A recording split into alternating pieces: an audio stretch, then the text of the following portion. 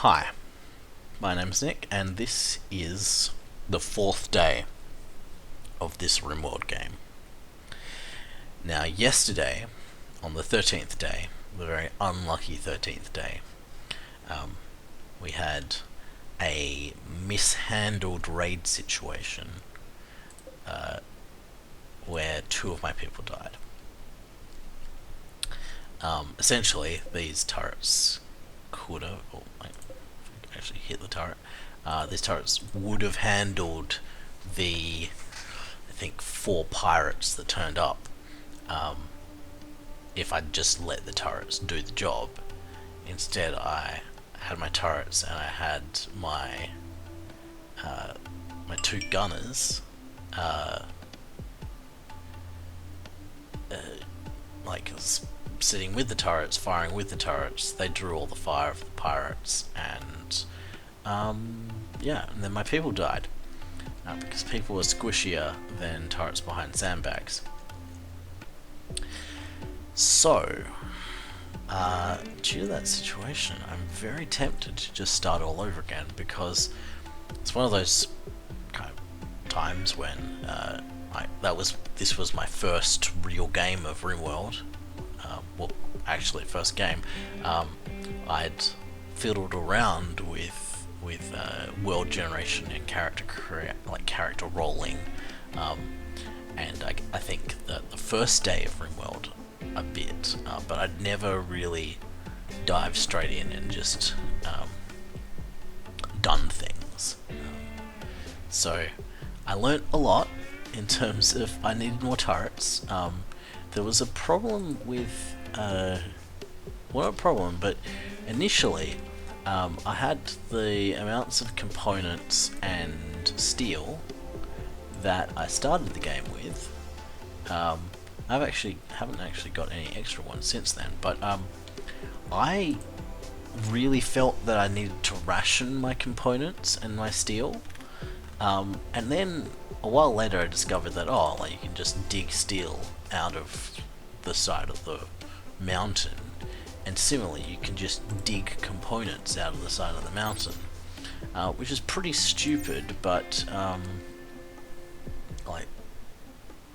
pretty stupid that you can do that. But in terms of mechanistically, I guess it does make the game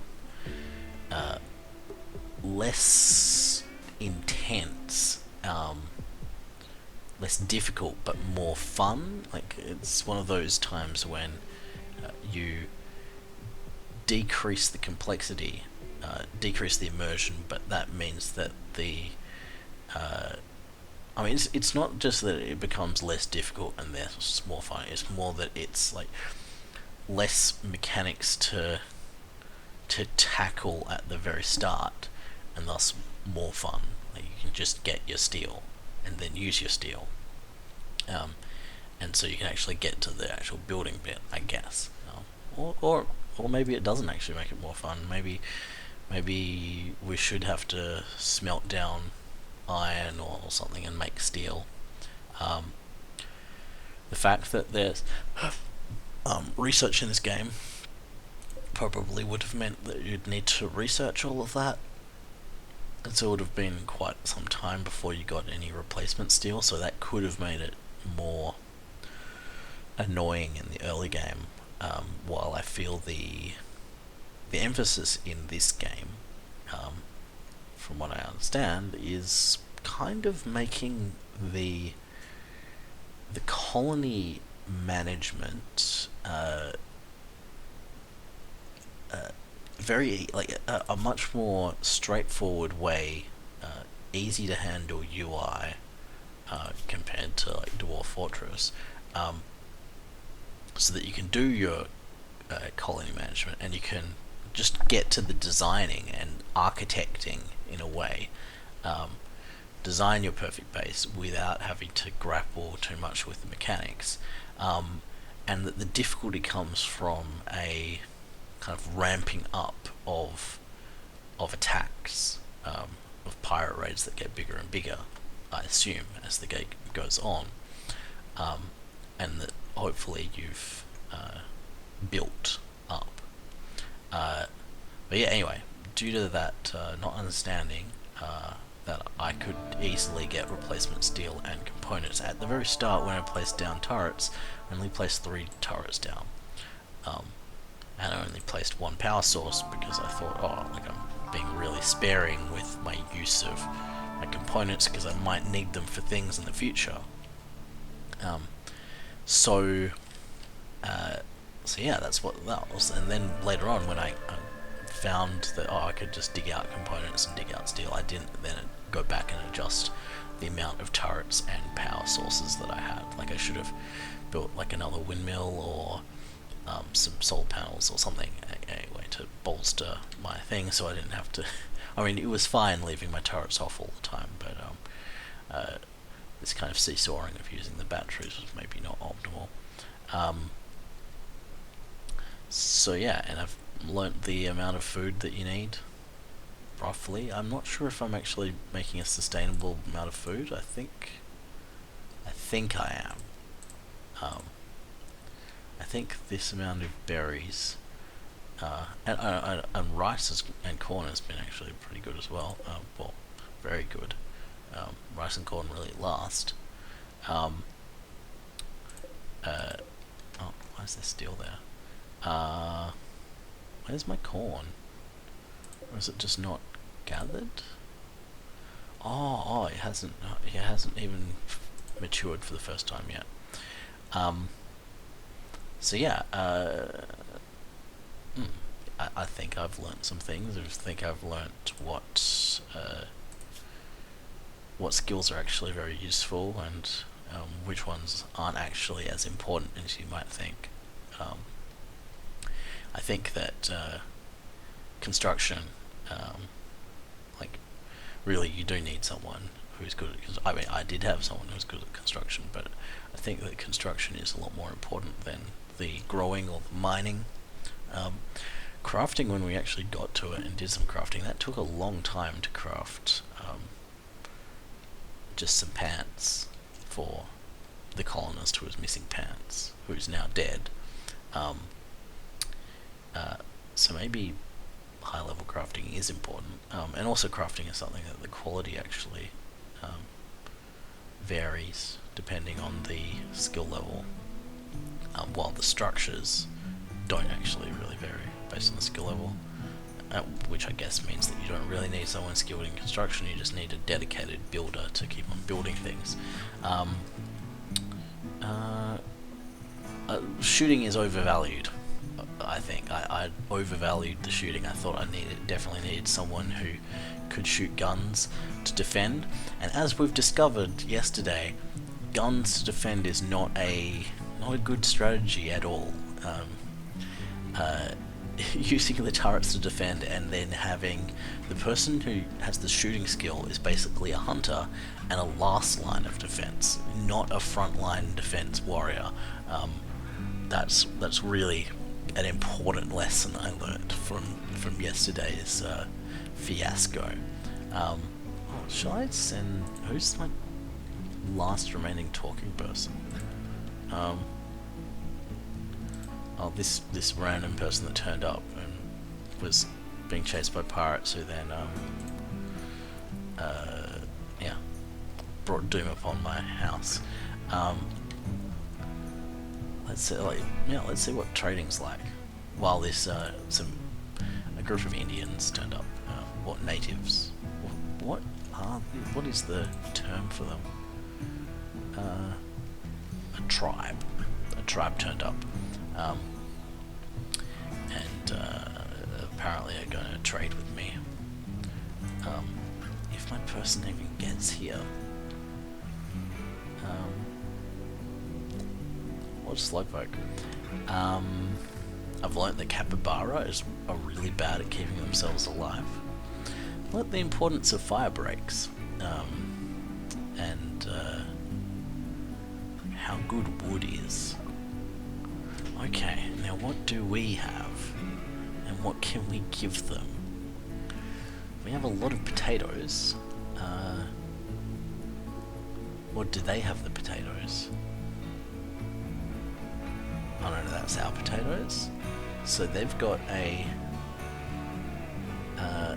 Masterwork Golden Spear for 84,000, 83.5 thousand monies. Don't even know what it does. It's a polearm that does 7 damage with a 2.53 second melee cooldown rate, which it's terrible essentially. That's not very good at fighting. What's that guy person with the do we have a killer? Oh, I can't look at. Yeah, that's a high cooldown, low damage, so it's actually not very good at fighting with. But I guess it's solid gold, so maybe people were gonna feel really happy about owning this golden spear. We could buy silver off them. Can we?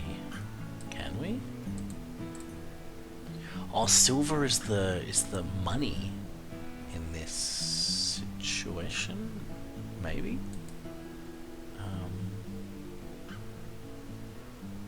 Oh, maybe they just don't trade silver.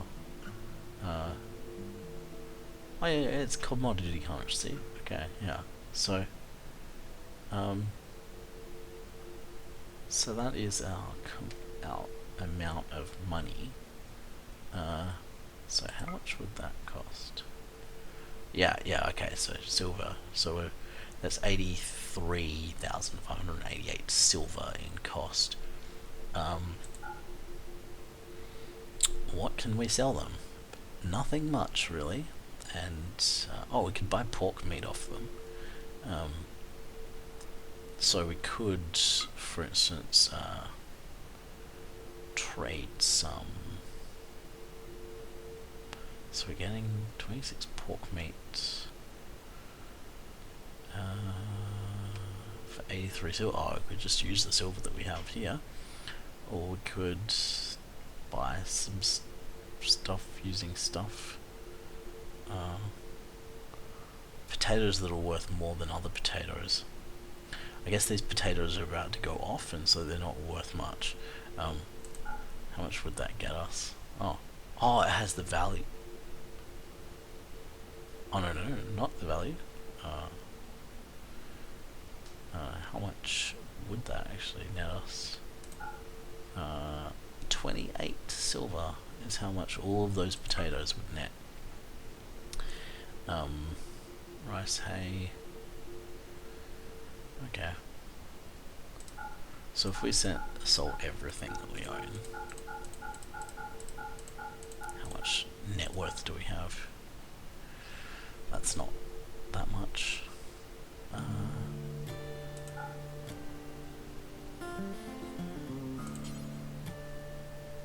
Hit points percentage? Oh, I guess this is spoiling, right?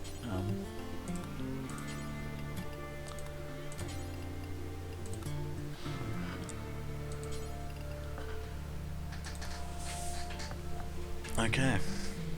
Well, anyway, that was not interesting at all. We didn't really have anything that we needed from them. So yeah, I'm very tempted to start a new game. So I might do that. But we'll just leave this save for if we ever want to pick it up. Again, which maybe am I being a quitter? Should I just soldier on?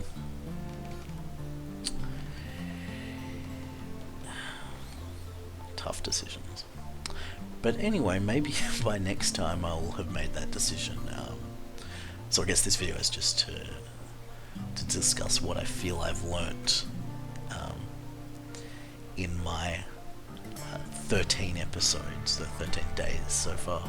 There's not many days, and I imagine there are lots of other random events that pop up that I haven't experienced, but we've found some things about the game, and hopefully you've enjoyed either watching my failings or otherwise enjoyed just coming along for the ride of my journey of discovery. And I'll see you on the internet another time.